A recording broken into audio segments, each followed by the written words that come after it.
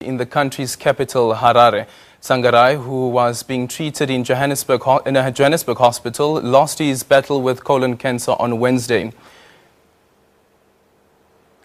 The MDC leader's death comes just months before Zimbabwe holds its first election without his longtime rival, former President Robert Mugabe. Known as a champion of democracy, Tsvangirai fought to unseat the former president for 2 decades. A memorial service will be held tomorrow and he will be laid to rest in Buhera on Tuesday. Well, joining me now to talk more about Morgan Tsvangirai's death and what it means for the MDC is political analyst Edward Mitole. Thank you so much for joining us this evening. Let's first start with what a somber moment it is for Zimbabweans. It is a somber moment. You must remember that Tsvangirai is a stalwart and a paragon of the opposition in Zimbabwe. He has been in the opposition for a long time, and people really in the opposition trusted him that he was the one who was going to bring about the changes needed in the political system and in economic governance in Zimbabwe. And actually, what does it mean that you have somebody so high profile when it comes to opposition politics in Parliament in Zimbabwe now having passed on, and you have ZANU-PF being without its longest leader, Robert Mugabe, being at the helm? So those two faces will not be on the ballot paper. It's a turning point for Zimbabwe politics. I think most people are very optimistic that maybe it's a blessing in disguise, that probably the political landscape has been transformed forever.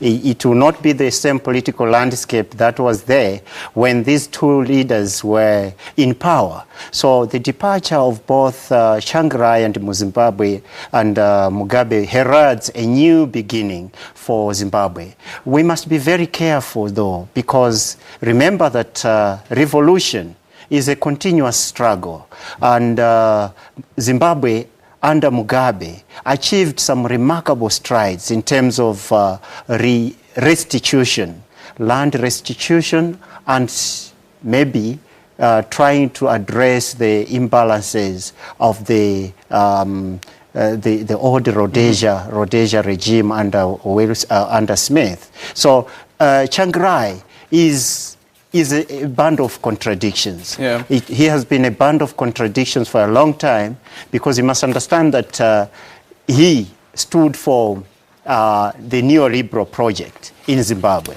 And most people that are well-versed in the struggle looked at him as someone who was trying to fight against the revolution. Mm-hmm.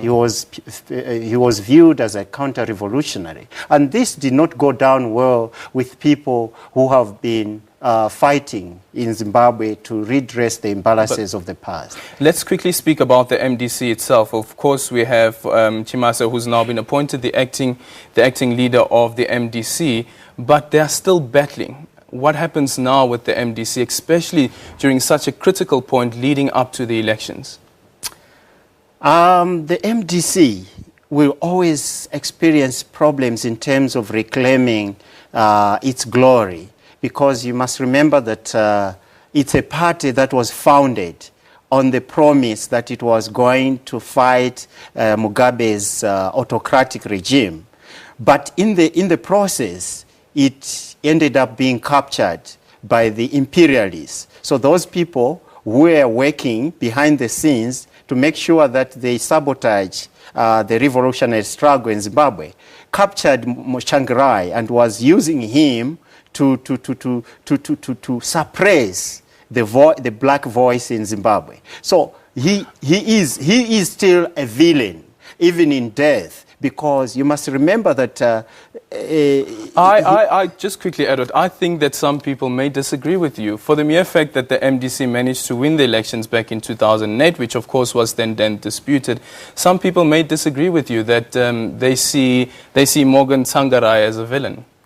Yeah, but winning an elections in the 21st century shouldn't be construed as an achievement, because you must understand that the enemy uses white media to brainwash the masses. So most of the masses will go to the polls and vote for a villain, not knowing that he's a villain. You must remember, we cannot, of course, heap all the blame on Tsvangirai, because each one of us is not immune to white media propaganda. Tsvangirai is as a victim of white media and colonial education as each one of us. No one who goes through the system of colonial education that is there, that is imposed on the African continent, will come out mentally sound, because everyone is as brain damaged as Morgan Tsvangirai. So we cannot heap all the blame. That's a mistake we are making throughout the continent. You must remember that even in South Africa, we are making the same mistake of heaping all the blame on one person,